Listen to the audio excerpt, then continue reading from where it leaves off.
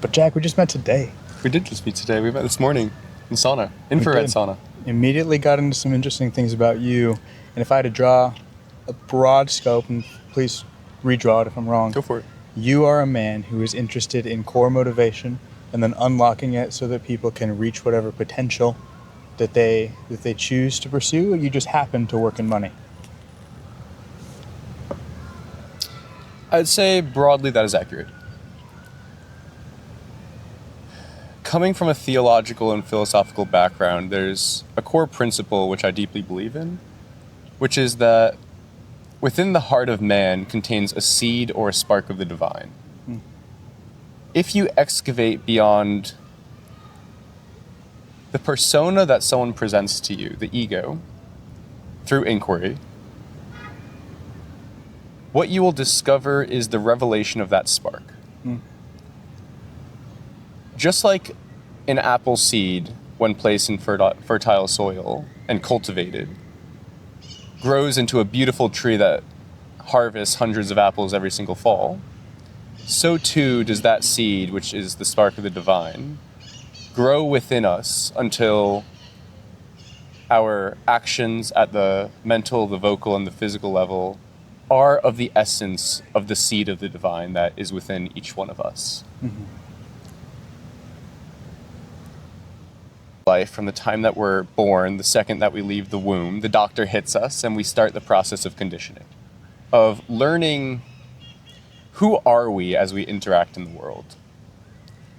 That question leads to an identity, which leads to an ego, and we become so attached to our egos. Mm-hmm. Through inquiry, we are able to go beyond our habitual conditioning and excavate that diamond, that seed of the divine from within us. Mm-hmm. That is what I aim to do with people, and it is through the lens of a financial means, because capital is the energy of a political, economic, and social society. Mm-hmm. It is the physical manifestation of our imagination, right? We first have a thought, we imagine an idea, and then we express it at the vocal level after thinking about it for a while. Yeah. We discuss if this idea is feasible and is in service to the good of others. And then after we do this for quite a while, it goes to the physical level, right? We actually build it, but it all starts in that imagination. Yeah. That is why there is no distinction that I make between the level of an individual's mind and how they perceive the world and how they act in it. Mm-hmm. However, you can't only operate at one of those levels, you have to operate at all of the levels. Mm-hmm. Which is why I start at the apparent level, right? The level, who are you as you perceive yourself? Mm-hmm. Then as I ask deeper and deeper questions as you tell me your story, we start to understand, how do you perceive the world based on who you are? Mm-hmm. Then we start to go even subtler, which is, what fills you with enthusiasm, right? Entheos, which is to be filled with the Spirit of God. And what calls to you in the highest and deepest way possible, which manifests in the way that you perceive and act in the world. Mm-hmm. And how do we amplify that so that all of you is filled with that enthusiasm and all of you becomes good, and you become a beacon of light which points the way for those who lie in the darkness. Mm-hmm. Is there any through line there? So what you're talking about, I think, is you allow people a structure where they feel safe enough to shed whatever is preventing them from thriving. And you do so by just asking questions, getting them to look within themselves. And then the limitations are usually pretty apparent. They're usually fairly obvious. What's the through line there? What stops people from enabling themselves? And then what are the things the concepts that you can touch on that helps to open it up?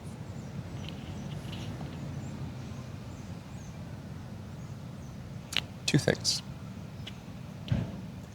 The most obvious one is fear. We run from what we want not to happen. Anxiety is this.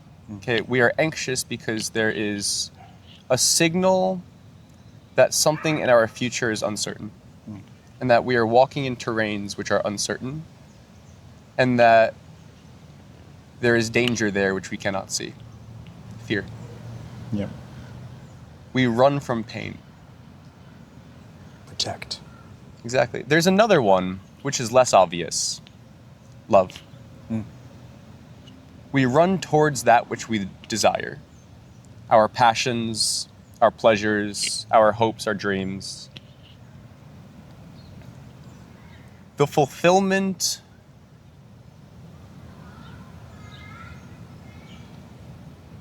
of the maturity of the ego and its influence on the environment around us.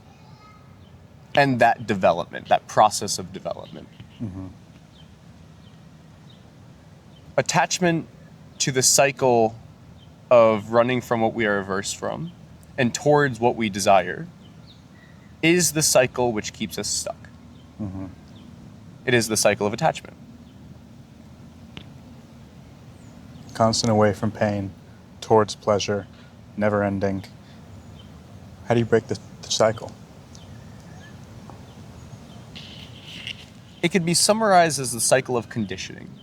Every religion, every philosophical school of thought has a different through line or different way of describing this, but they all describe the same thing, right? It's the cycle of sin in the Judeo-Christian texts. It's the cycle of samkara in Buddhism, samsara in Hinduism. Yeah.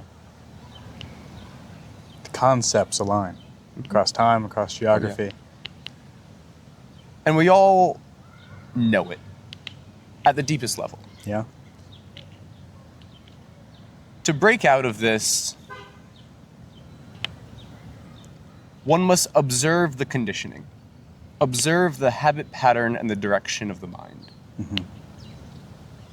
When you sit still with yourself, you notice that your mind will go in all sorts of directions based on what you want to occur and what you want not to occur.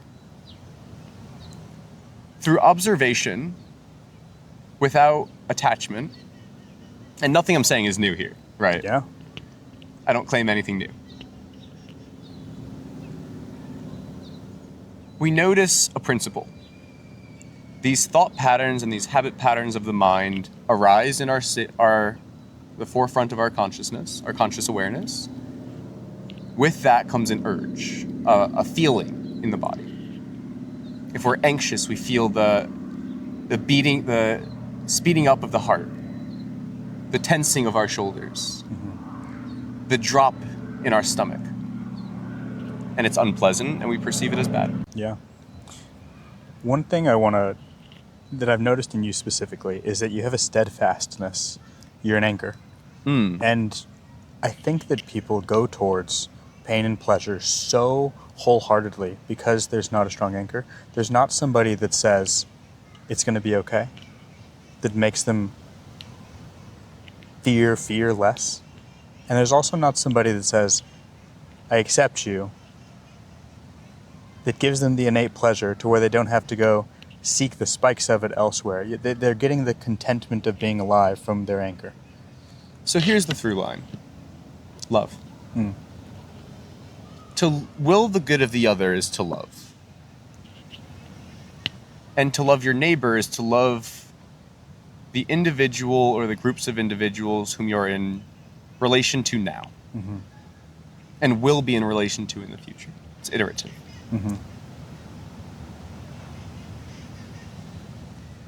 There's another question which becomes, what is it within a person you are loving? It is not, as I said earlier, the persona that they bring to you, because that too is constantly changing. You love the spark of the divine, or you can say the spark of goodness, the innate soul, or the part of us which remains eternal throughout the time since we're born until the time that we die. Some schools would also say before and beyond that. Regardless, that is what you love in another. By placing your attention on that spark, like a tuning fork, resonates with the love which you give it. And you find that resonance enables the other person to relax their conditioning and relax their guard. And then only the part of them which is true, good, and beautiful comes out. That is what you call on when you are in true dialogue. In order to do that with another, you must have already done that within yourself. That is the journey that most or all good myths point to, which is the journey into the dark forest to face the unknown, to slay to confront and slay the dragon in order to rescue something of value. In the St. Georgian story, it's the princess, and then bringing that back to the society, and it being a beacon and a light, right? Then they become the king and queen, ideally the benevolent king and queen, which saves the society. All myth, all great myth, even the story of Harry Potter is like that. So to get to a point of dialogue, there has to be a point where you're worthy in self. You can't emulate what you haven't experienced, in a way. So right now, I think that dialogue is chronically missing in a lot of places. Would you say that there's something internally that people aren't rising to the task of, and thus, until they get there, they can't offer relational dialogue? It's the story of Peter Pan. Peter Pan is king of the Lost Boys and king of Neverland. Neverland doesn't exist, and it's a land where all pleasures are pursued and all pain is gone. It's childhood. In that land, we experience the love of our imagination, of our family, of our community, and the hopes of a future which is paradise. It's the individual who has yet to be scarred enough from the world to the point where they're humbled to their lowest point so that they can reorient their relationship with reality to what is true. Today, much of us are idealists. Much of us live in Neverland, and we experience deep suffering because it isn't here. Now, Peter Pan's arch nemesis is Captain Hook, right? This bitter old man who's constantly being chased by the crocodile, which has a clock in its mouth, being chased by time, Father Time.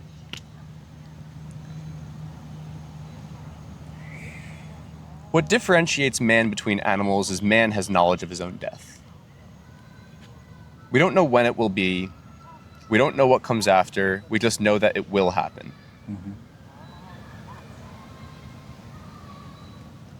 At the deepest level, that is what we contend with.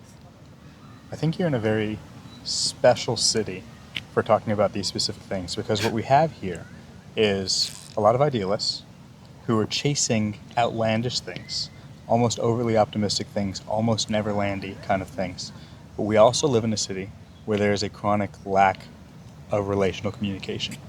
It's gotten said many times before that it is a transactional city, that your only value is what your monetary value is, or your community leading value.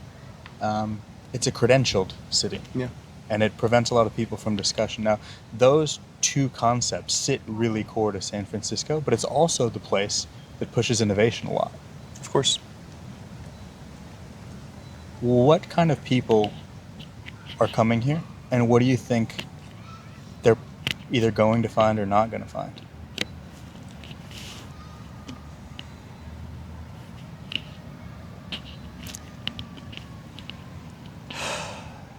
A week ago was the 250th anniversary of America.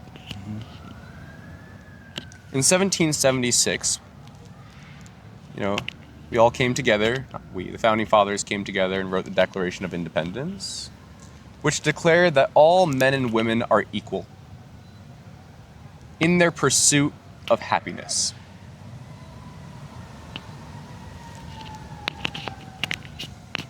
That is the seed of the American economic and political and social society.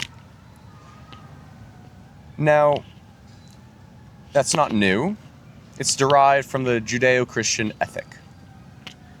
Naturally so, right? That's why in our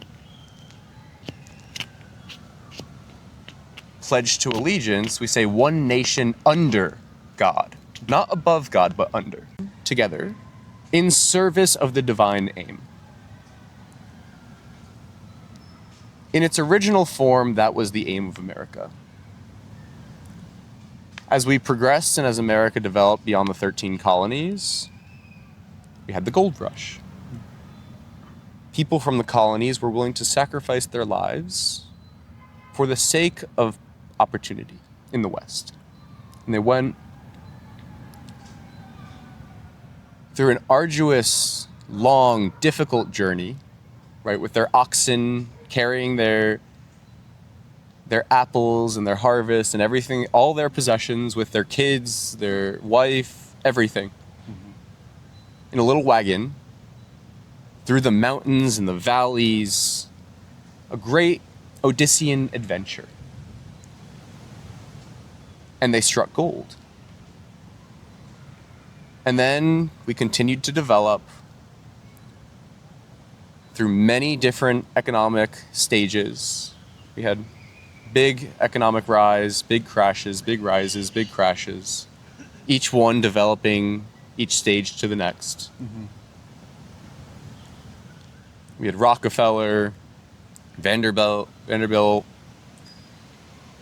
Carnegie, JP Morgan. These are the people, the giants, who built the foundations of what we live in today. Mm-hmm.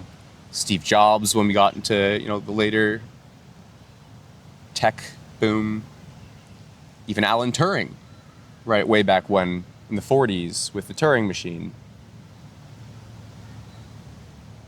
There's an ancestry. You're telling two interesting stories. One, I think, is individualism versus collectivism. The individual goes and seeks riches, but then you're talking about collectivism with the founding fathers as both being aspirational architectures for constructing something new. But then I also would love to get your thoughts on the powerful men that you're listing also go on to take their riches that were individually built and then spread it into the community. Mm-hmm. To do things that don't get done now. And I would love to hear your thoughts on how money becomes purpose from a geographic lens. So giving back locally. So to close out the idea of where I was kind of headed, and then I'll go into that, which is that same aim fills the individual with enthusiasm, which brings them on the adventure of their life in an unknown territory. Yeah. That is San Francisco. What worries me is that not that the aim is wrong, it's that there is no soul in the aim, which can be compared to no wisdom. Mm-hmm. We have knowledge of good and evil, what we want, what we don't want, and we pursue that cycle endlessly till the end obsessively. Another treadmill. And we don't know that there's any other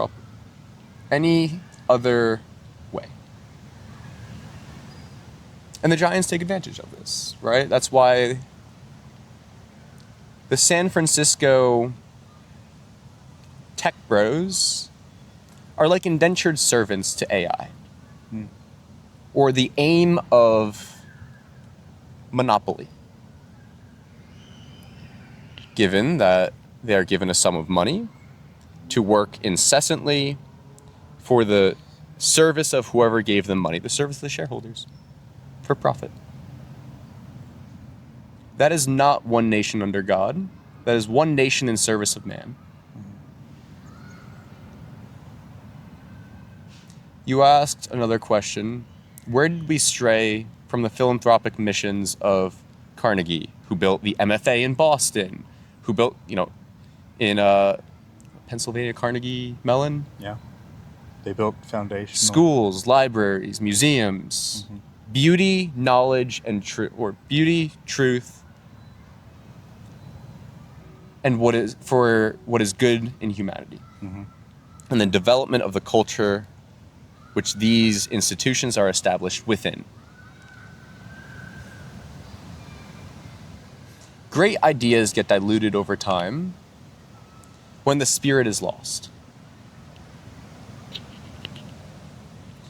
And then what always happens is after this kind of like the entropy of civilizational memes. A meme is an idea which possesses a subset of individuals in their pursuits and in their aims. These ideas have a hold on the culture which they possess. Capital, being the energy of an economic system, flows relative to the convictions of the individual which possess it. If individuals who possess the most capital invest that capital and allocate that capital for ends which are in service to their own grandiosity and prideful ego, you get corrupt aims. Then you get everything that follows it being corrupted, because it is not one nation or one group or one individual or one soul under God. Just as a culture is a collection of souls which make up one bigger soul, if the soul makes a deal with the devil, a Faustian bargain, which means I will give you all of my love for the sake of X, which satisfies my pursuit of pleasure and aversion of pain.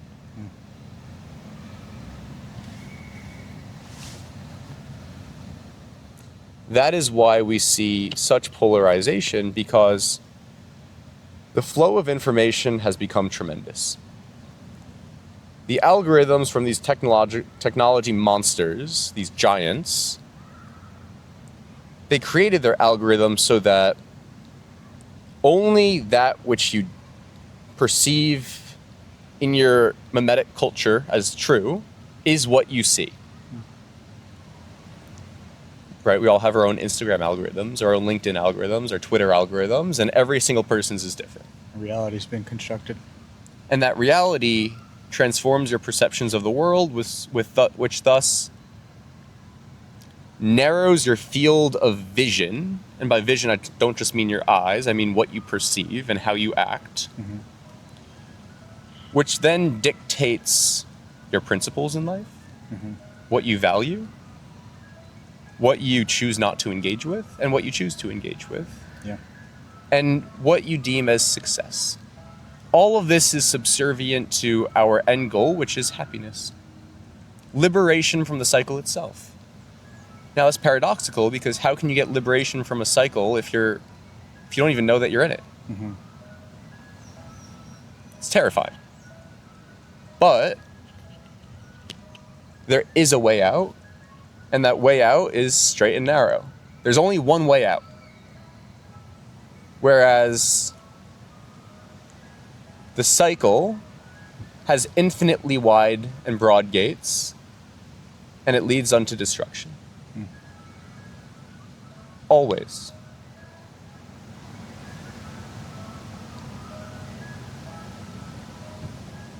It's easy to understand in theory. To embody it in practice is so much more difficult and requires the complete sacrifice of self in service of the good of others. To love your neighbor as yourself. Not with yourself, but as if your neighbor is more important than you. Like a mother to their child. Do you think sacrifice is at the core of connection then? It's at the core of everything.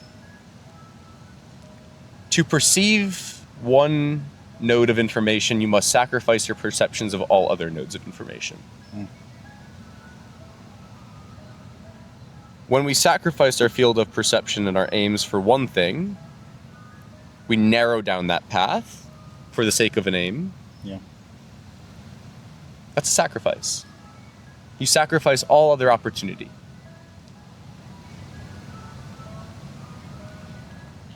Peter Pan doesn't choose to sacrifice his field of vision for the sake of all endless potential, all possibility. But that means that he's the king of the lost boys who never mature into men. What we were saying earlier, People don't answer the call of the transition between adolescence and adulthood. Adulthood is when you discover that there's something greater than you. Some people never reach that stage. They become lost boys, king of hell, because it's better to be, as Satan says, a ruler in hell than a servant in heaven. People don't like being a servant. It requires lowering yourself down to that of a janitor who gets no recognition other than the satisfaction of the fruits of his own labor, or the labor itself, because we don't get to control the fruits of it. We've forgotten that.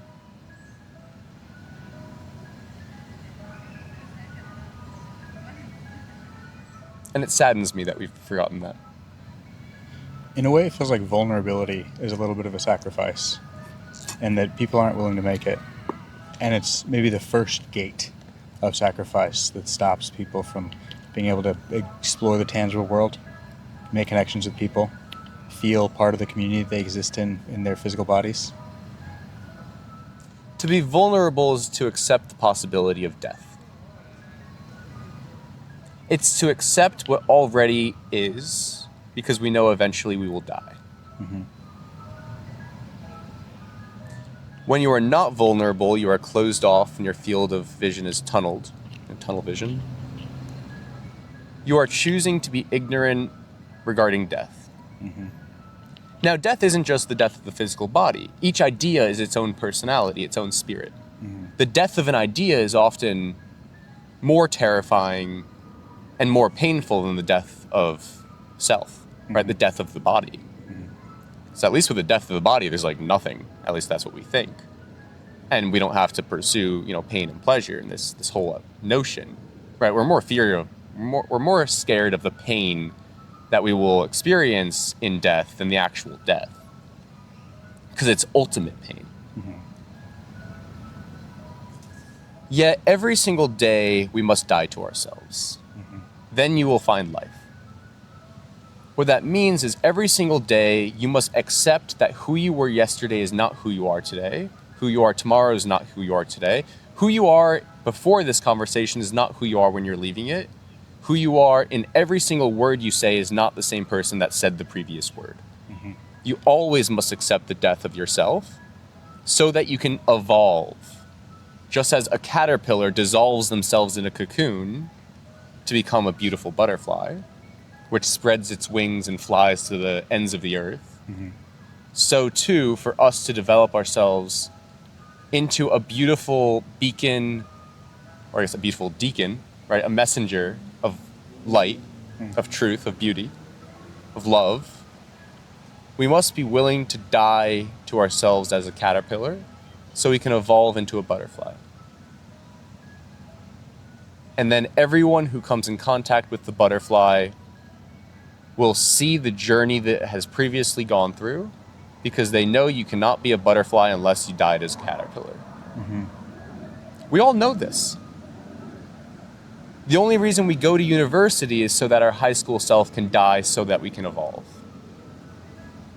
The only reason we leave university, that system of education that we've been going through for 22 years, is so that we can become deconditioned, so that we can be like the California forests where all of the dead wood is burned away, which makes new fertile soil for the new trees which will serve the foundation of the future. And yet we become attached to the dead wood. It's already dead. You cannot save that which is dead. Much of the ideas in our modern society are dead. They are dead ideas that bear no fruit. And yet we are so attached to the dead, because it is we who are dead.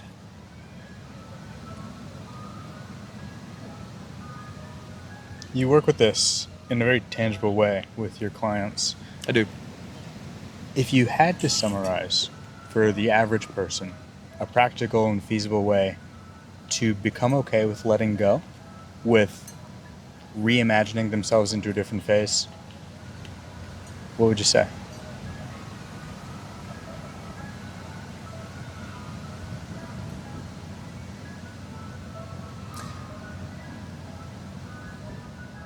There's an interesting notion in the idea of letting go. We often think of letting go being as simple as, picking up a leaf and then just letting it go. Once you let it go, the wind takes it away and it's gone. Mm-hmm. As it pertains to the human soul, the human mind, and the heart, letting go is much more difficult because you're not letting go of one thing, you're letting go of a chain of ideas, a chain of action, a chain of behavior, a chain of experiences, a chain of concepts, a chain of belief, Of self. a chain of self.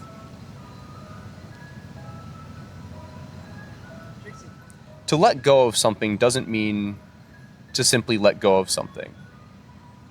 There's always a sacrifice and an exchange. Everyone's a trader, not just the guys on Wall Street. We're trading one set of belief systems and thought patterns and habit patterns and behaviors for another. Always. And we're always having dialogue so that we can compare my belief system with yours and figure out and compete in the spirit of truth which one holds up as it tests in reality. Yeah. That's what we're always doing. We're trying to figure out what is the ultimate truth that is knowable, everlasting, and unchanging. Every conversation centers around that pursuit. And we will have endless conversations until we discover it and embody it.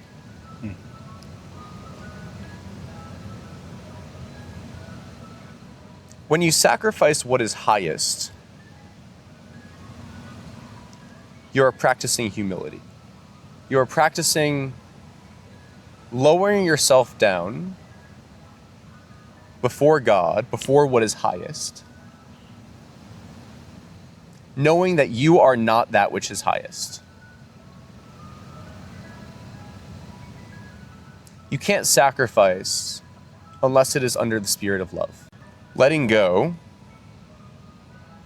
means sacrificing what is most dear to you, having faith that you will be blessed by the structure of reality itself without knowing how. It's allowing yourself to die for the sake of evolution, in service of the good of others. To be part of something bigger. Yeah. Let go of your small self, become part of the big self. Be in service. Let go of the big self in service of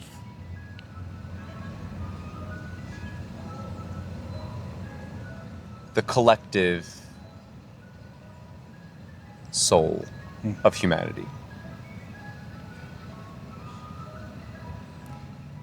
As we go through our lives, we try to survive is the first stage, but then also reproduce and grow.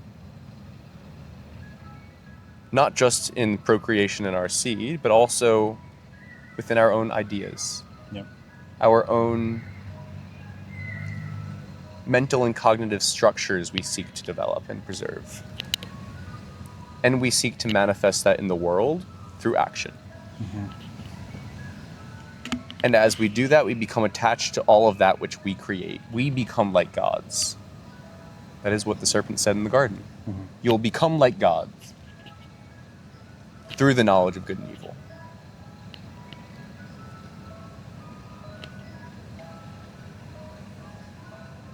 To sacrifice yourself is to work in service of others without attachment to that which you create, knowing that you are only the vessel for creation, you are not that which creates. If I ask you a question, how is it that thoughts arise in the field of your consciousness? I don't know, it's just there. And yet why are we attached to it? Constantly changing is the river of our mind.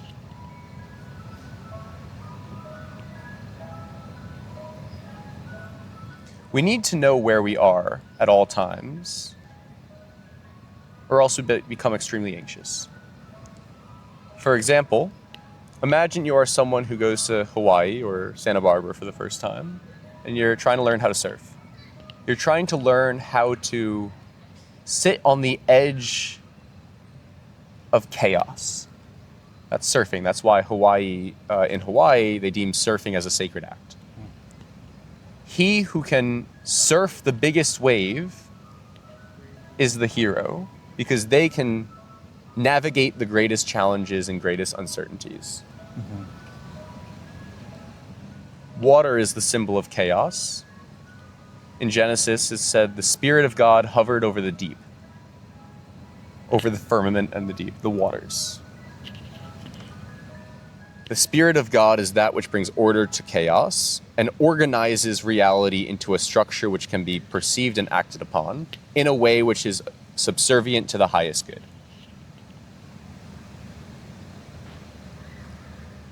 So when you're a beginner surfer, you start with the smallest wave.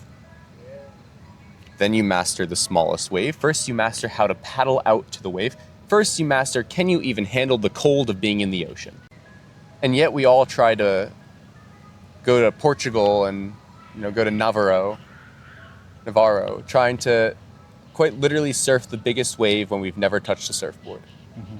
And we crash and we burn and we blame God and existence and reality rather than acknowledging that it is us who failed reality. Because we weren't humble enough to understand where we were in the proper order of things.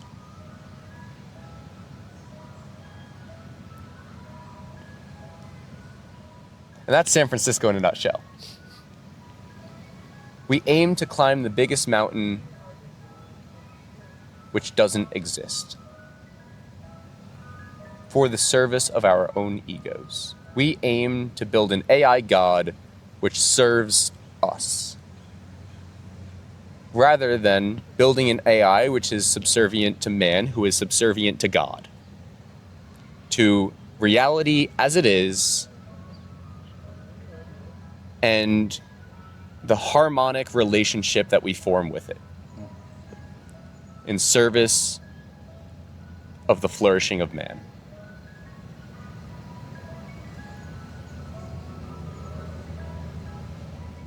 The greatest sin which cast Lucifer out from heaven and the top ranks of heaven was pride. All that which is good comes from me, not thee. Humility is saying all that which is good comes from thee, not me. It is to be a servant, not a ruler. And yet the modern condition is believing we are the arbiters of what is good and what is bad or evil in society. And all of that which we dictate or believe is true is the final dictate, is the final word. We've lost the spirit of inquiry, the spirit of curiosity, which says, how do we know? And why?